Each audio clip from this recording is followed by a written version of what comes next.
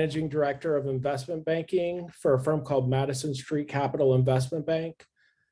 We are a boutique investment bank that's headquartered in Chicago. In addition to having an MBA from a top Spanish university that's well known for strategic, economic, and finance leadership, I also have a second master's degree in finance from Florida International University. Actually honored that Elena has chosen me to lead what I feel is a very timely conversation today on the evolution, emergence, and even strategic opportunities that this new framework of ESG presents us. Let me also say that I'm civically active and I am the board president for the United Nations Association of Miami. I'm also on the National Council of the United Nations Association at the national level, which is about 40 of the top young professionals advocating for sustainability in the United Nations Sustainable Development Goals. A part of that, we also promote peace, diplomacy at the global and local level and foster what's known as capacity building, people's ability to proactively and collectively solve problems together. So let me start with a little bit of housekeeping. Elena, if you want to start to show the slides. And I do need to say this for my own personal compliance reasons. It's just a housekeeping thing for legal reasons. Today, we're going to talk about economic, theoretical, business, and strategic conversations. Some of these will include real-world examples of companies and sustainability. None of what will be discussed today will be the recommendation to buy or sell stocks or bonds for a particular company. And I am not presenting information today that could be considered material, non-public information as defined by the Securities and Exchange Commission. Any specific companies discussed are from a purely strategic and theoretical perspective, and to help augment our understanding of the topic being covered today, and really to create some capacity building on business, finance, and sustainability. So today we're really diving into this concept, which has really emerged over the past year, which is ESG. And ESG really is a new framework for finance and sustainability. And to keep it simple, it really stands for the E is environmental, S is for social, and G is for governance. And really what ESG seeks to do is to make sustainability possible for the private sector all over the world in a unifying framework.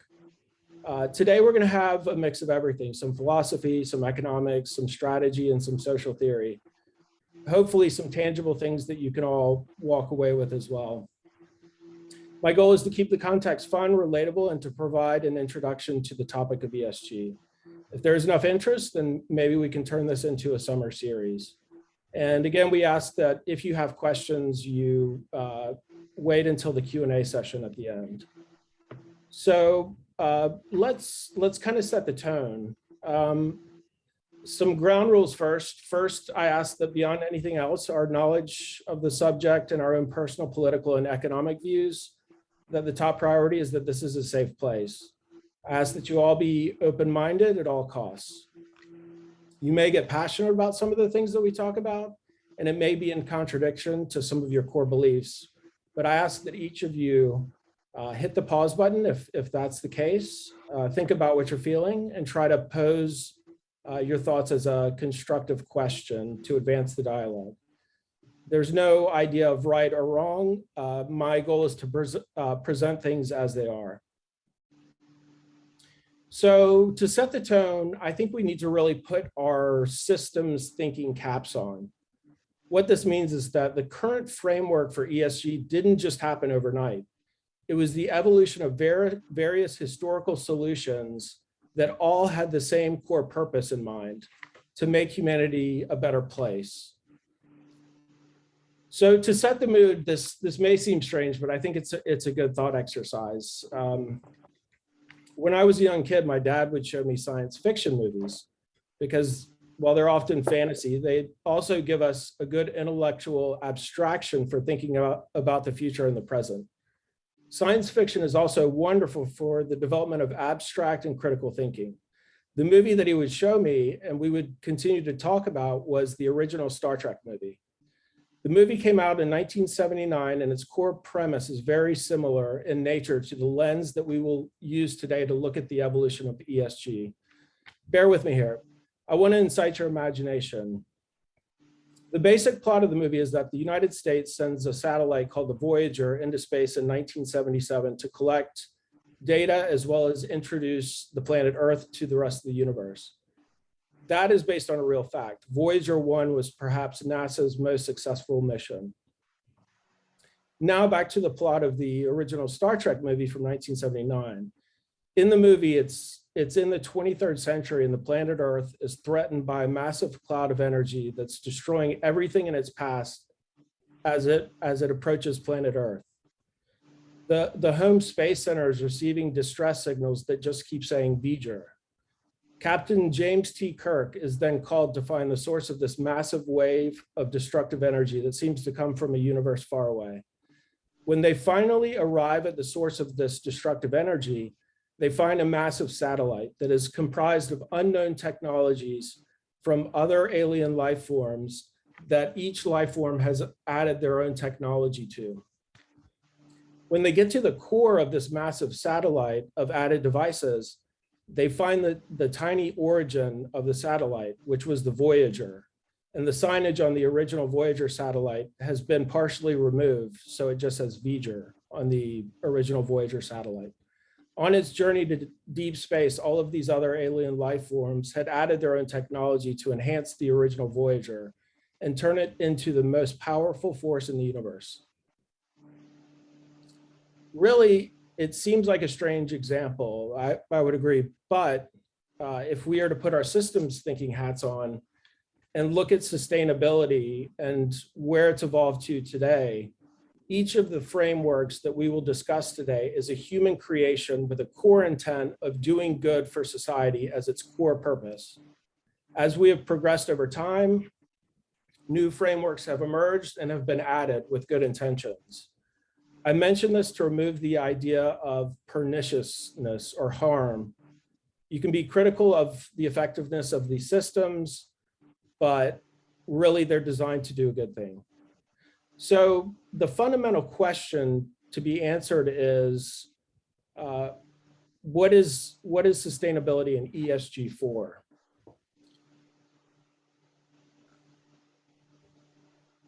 Really what ESG is today is trying to address something that society since inception has been trying to figure out. There are basic questions of who provides a society a safety net. Does the government, through entitlements or welfare, best take care of those that fall through the cracks in society? Or is this best done by community churches, volunteer groups, or even the private sector? At its core, this question makes us each ask, what is a public good and what is a private good? And how are resources most effectively distributed within a society? In France in the 17th century, there was this notion of noblesse oblige, which essentially said that nobility and the wealthy could preserve their status by doing good deeds for society. This perhaps was the beginning of charitable work. Fast forward to the mid-1800s and you have the groundbreaking works of Alexis de Tocqueville, who argued that what made America great was the shared sense of civic activism that he called enlightened self-interest. Basically, he said that by doing good for society, we are also doing a good for ourselves. He described the United States of America in the 1800s as a collective of civic organizations working for shared prosperity. Now let's bring us closer to today. We go to the 1970s, where this debate takes a new form with respect to the shared social good. There's an economist named Milton Friedman in the 1970s who argued that a corporation's only core focus should be on returning financial returns to shareholders. Around the same time, this notion of stakeholder capitalism emerged, which expanded the scope of who a business affects from just the shareholders to a much wider lens of all those entities that are affected by a particular business. As you can see here in the chart, when you use the stakeholder capitalism lens and ask who is a stakeholder, it's everybody. It's customers, users, investors, community groups, trade groups, governments. From the executives to the employees, community organizations, and in the worst case example, those who are downstream from a factory that drink the polluted water that the factory produces. The key question that emerges from the debate in the 1970s is who covers the cost of an externality like pollution? And an externality is those things that are produced, both positive and negative, as a result of the production of a product or service. Next slide. Now, fast forward to around the year 2000, and we have the rise of what is called CSR, which stands for Corporate Social Responsibility. In the move to CSR, corporations moved their strategic planning and public relations departments to be directly aligned with the C-suite decision-making. Corporations used what would be otherwise considered charitable work in their community outreach and defined it as corporate social responsibility. Often these were very strategic in nature and sought to directly address what negative images that particular corporation faced in the media and with respect to their image among consumers. Just think of a major food service company taking an active role in combating global hunger to outweigh any negative press or view that the corporation has. Often, to use that example, consumer food service companies are, the main critique is that they are promoting global obesity. But if a corporation were to incorporate the provision of providing nourishment or food to less developed populations, that would be an example of CSR at work.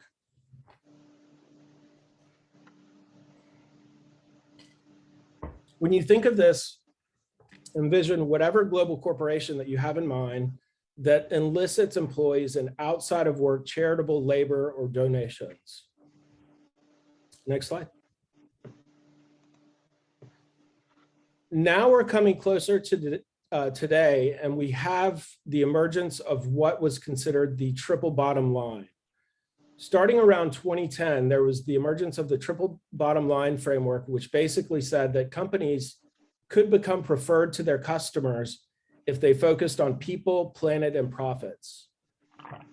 In many textbooks, the 7 main benefits when corporations organized into the triple bottom line framework were: it's easier to hire the best and the brightest talent, lower retention and lower employee turnover of top talent, increased employee productivity, reduced expenses on management from things like errors and lawsuits, reduced expenses for management at commercial sites, reduced risk, leading to lower financing rates and increased revenues and market share.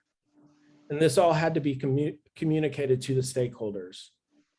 Also around this time, there was a drastically increased prominence of what is now known as activists or impact investors. This mainly started with university endowment funds that actively sought to create portfolios that removed investments in things like arms, aerospace and defense, weapons, alcohol and tobacco, fossil fuels, and mining for minerals. If you think about it, it makes sense because universities are typically very aligned with the youth who are very well dialed into some of these core issues. Next slide.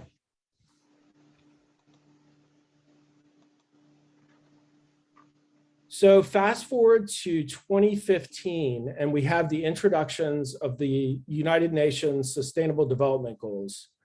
In 2015, the United Nations announced the targets for 2030 Sustainable Development Goals framework for a unified system across borders to proactively address socioeconomic issues.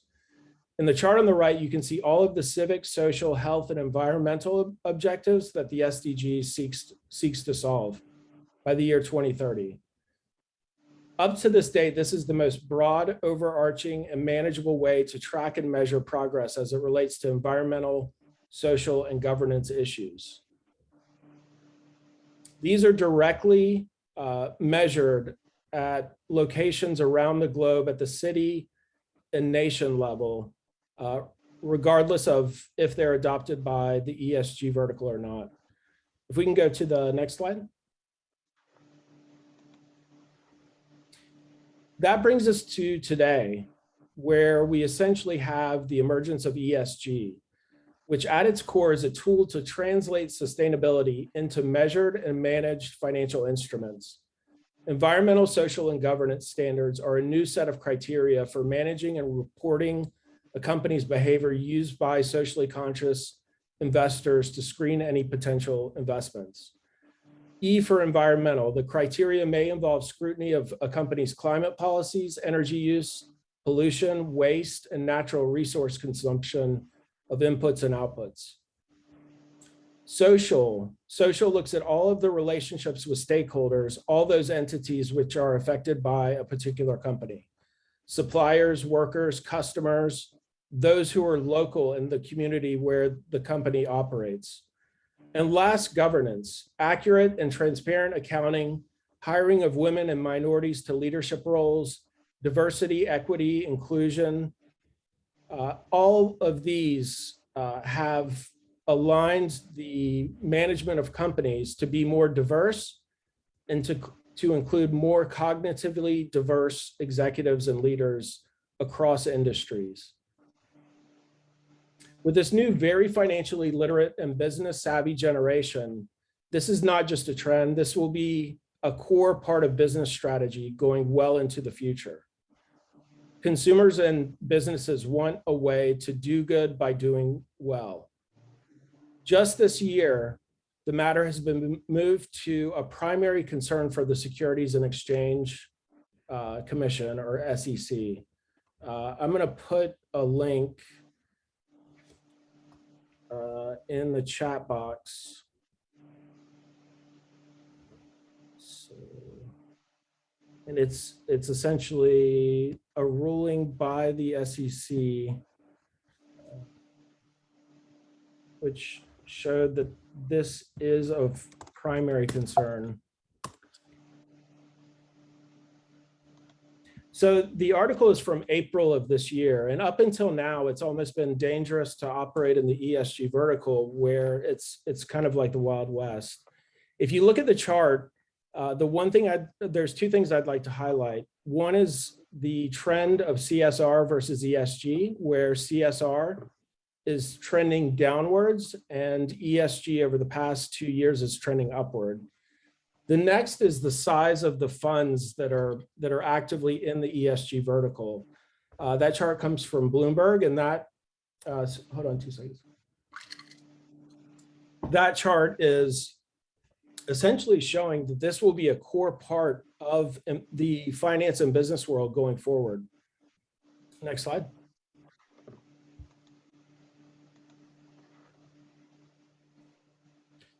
Concepts like cradle to cradle, financial inclusion, systems thinking, and human rights are now incorporated into the core curriculum of graduate business and law programs around the world. So where is ESG today? It's not just a sector niche. Eventually, all corporations will be measured by an ESG lens.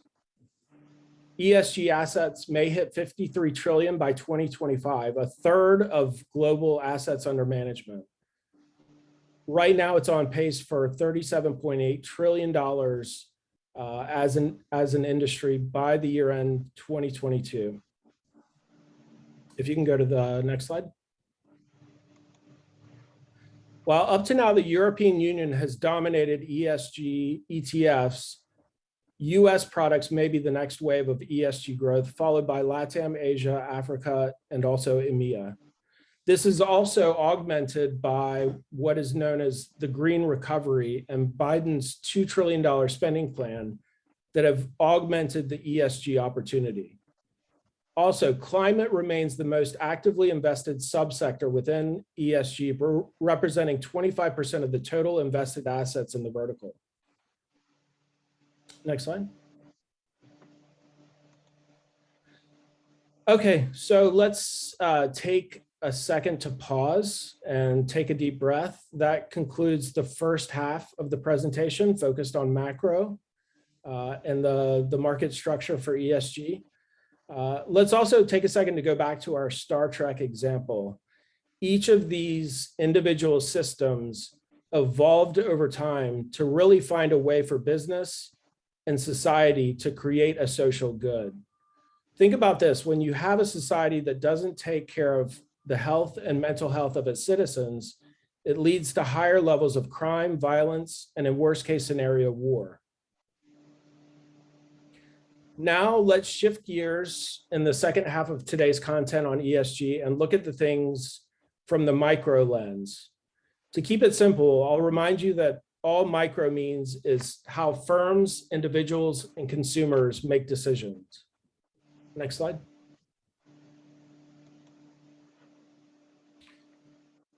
So essentially, one of the core concepts at the firm level is that purpose must be tied to performance. A company's purpose is what it does in the core mission of the company to do according to their stakeholders. There's been much research that has shown that companies with a well-defined purpose tend to perform financially better than their competition in the marketplace. These companies are more likely to have happier workers, less mistakes, and end customers who buy the brand because the corporate culture flows all the way through to the end customer. Many of you may recognize the graphic on this chart, as famed business author and strategist Simon Sinek often talks about in his TED Talks. It's really starting with why. And this is at the firm level, at the individual level, and at the industry level.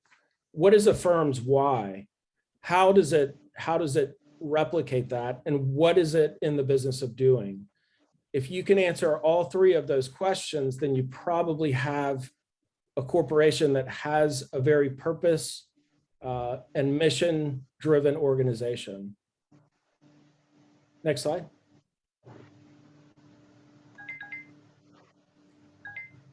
A company's purpose should be the thin red thread throughout the business and directly linked to profitability and financial performance.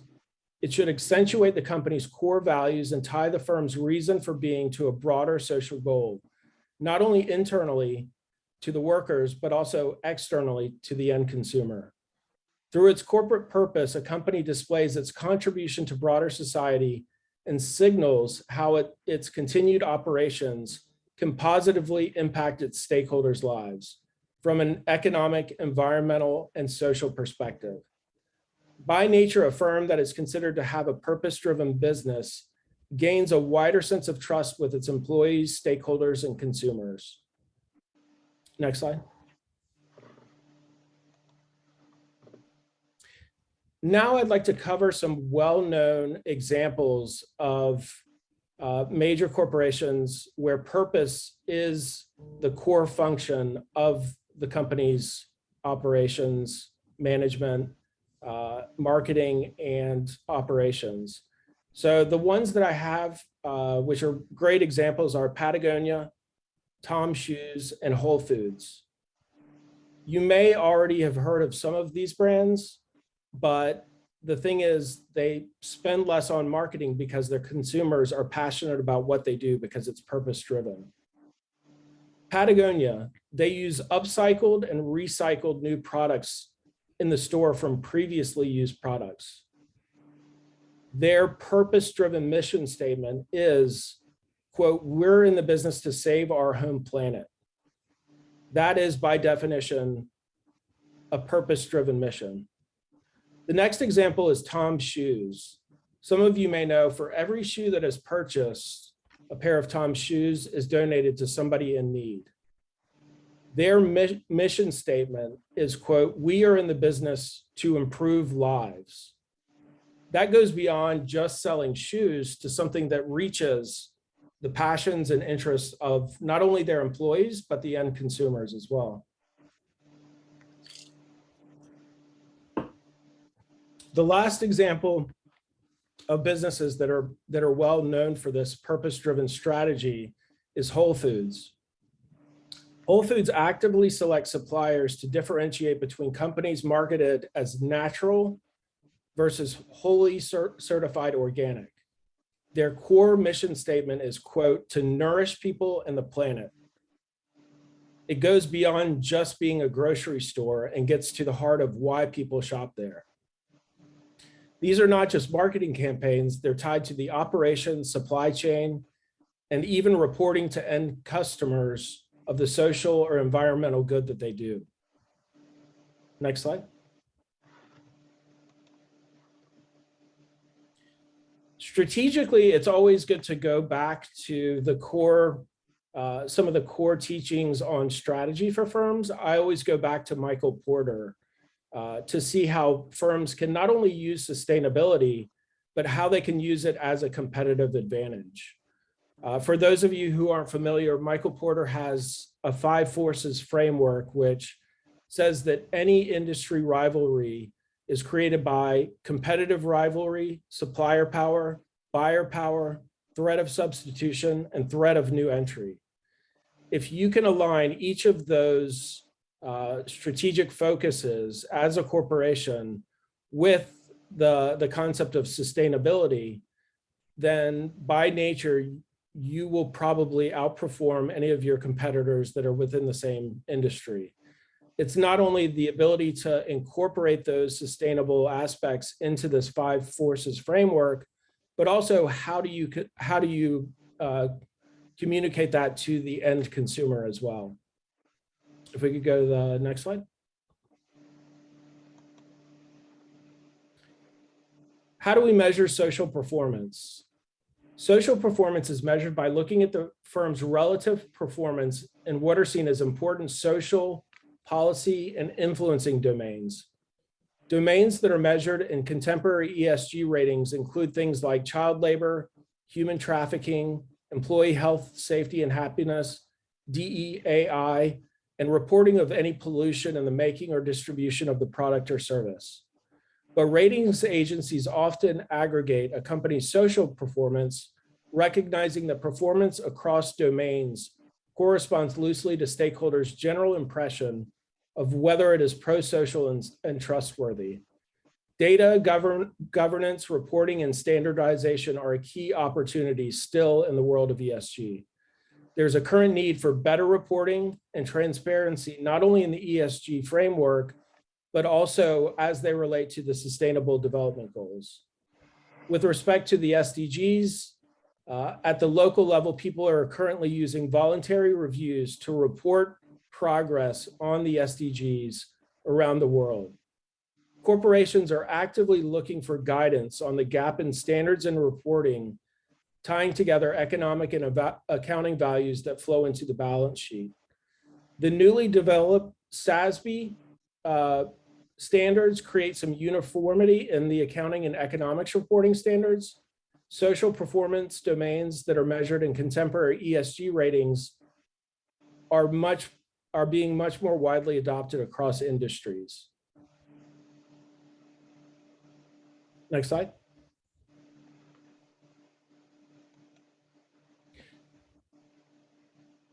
The next thing I'd like to cover is how to use ESG or sustainability strategically, almost like a risk management tool. I'd like to point to 2 recent examples, as these are examples that are front pages of today's news. The ESG strategies must also take into account trends while also looking at broader trends that are not just seasonal. So the first example I'll go to is Walmart and gun sales. In 2020, Walmart decided to self-police and remove easier access to the sale of automatic weapons as a corporation. Fast forward to today, where many of us realize we're in what a lot of people call a gun epidemic. The fact that Walmart has chosen to self-police itself and limit the sale of certain weapons makes them much less likely to be the target of any kind of lawsuits or litigation that's related to the sale of guns and the right to carry arms. Walmart's choice to self-impose the restriction de-risks any backlash that could be seen as a result of what many call the American gun epidemic. The second example is Disney Corporation.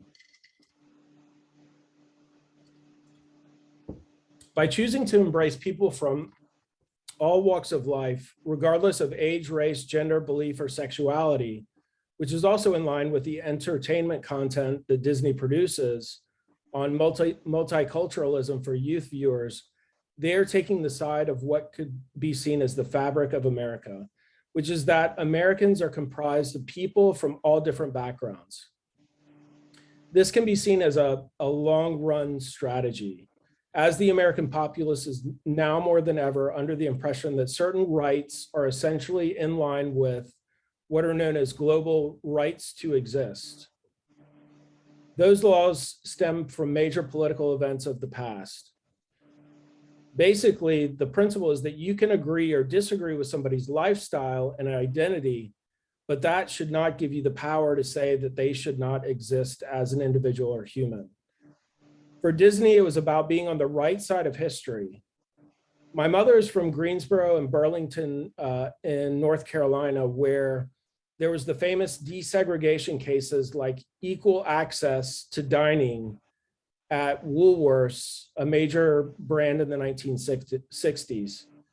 That created a movement where certain individuals were not given access to dine along with their white counterparts in Woolworth stores. It really led to what became the separate is not equal movement of the 1960s.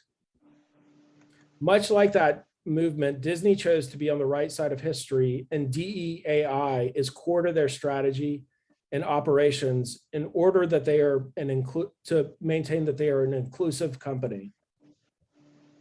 Next slide.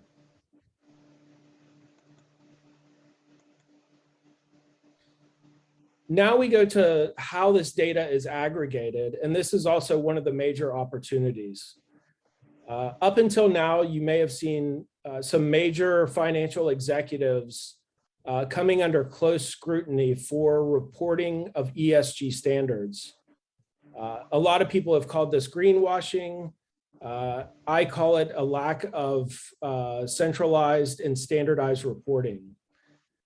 If you're not able to report the environmental or social or governance statistics across corporations, across industries, and across countries, it becomes a risk to be considered an ESG professional. So now I go to two standard corporations, which are data centers for the management and reporting of ESG data. The first is Bloomberg. Bloomberg has long been recognized as the leader in all matters data reporting for the financial industry. Bloomberg's environmental, social, and governance data set offers ESG metrics and ESG disclosure scores for more than 11,800 companies in 100 plus countries for over 410,000 active securities. The product includes as reported data and derived ratios, as well as sector and country-specific data points. In addition to the extensive ongoing data coverage, they provide historical data on ESG going back to 2006. Bloomberg provides ESG data organized into 2,000 plus fields that span several key sustainability topics, including but not limited to air quality, climate change, water and energy management, materials and waste, health and safety, audit risk and oversight, compensation, diversity, board independence, structure and tenure, shareholders' rights. Bloomberg analysts standardize as reported ESG data and ensure that it covers 80% of the company operations and workforce so that it is representative of a company's operational impact.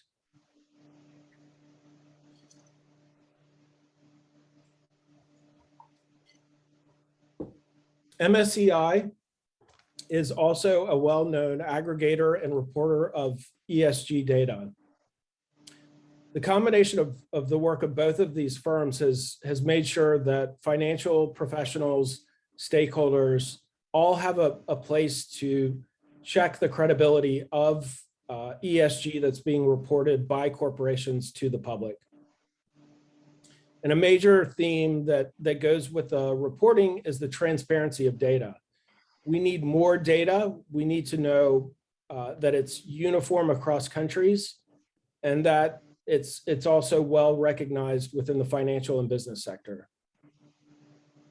Last slide.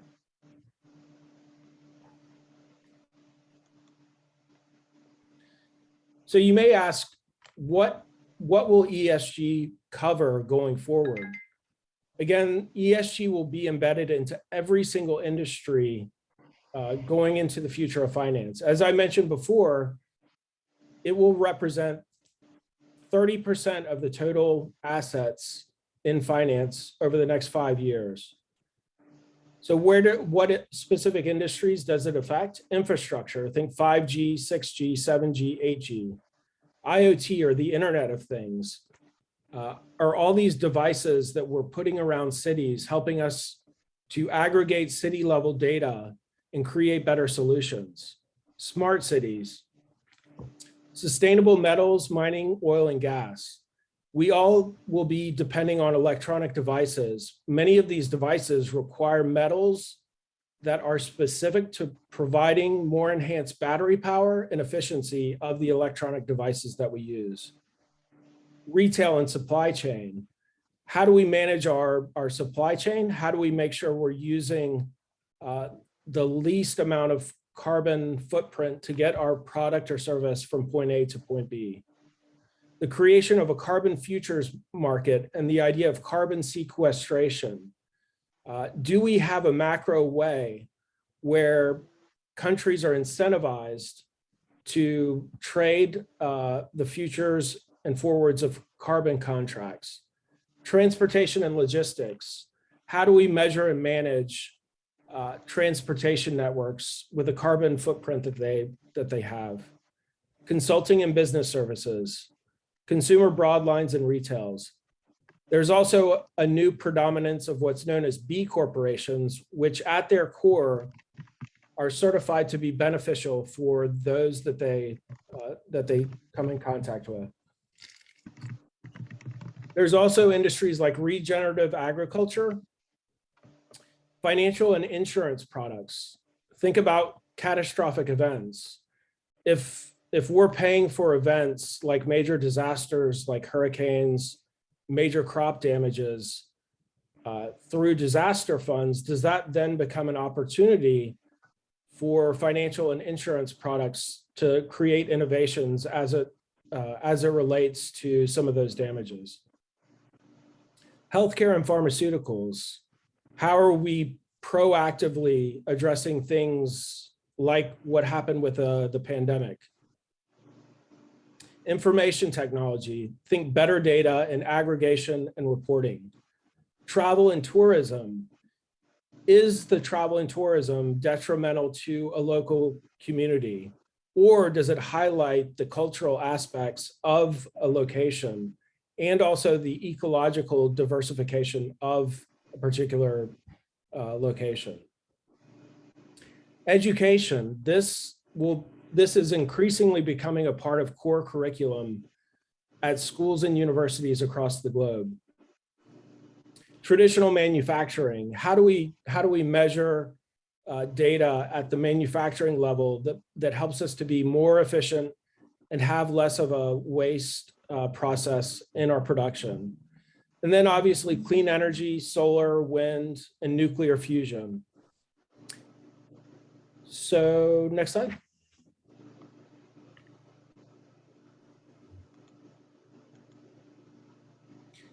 So that is a good look at both the micro and the macro opportunity.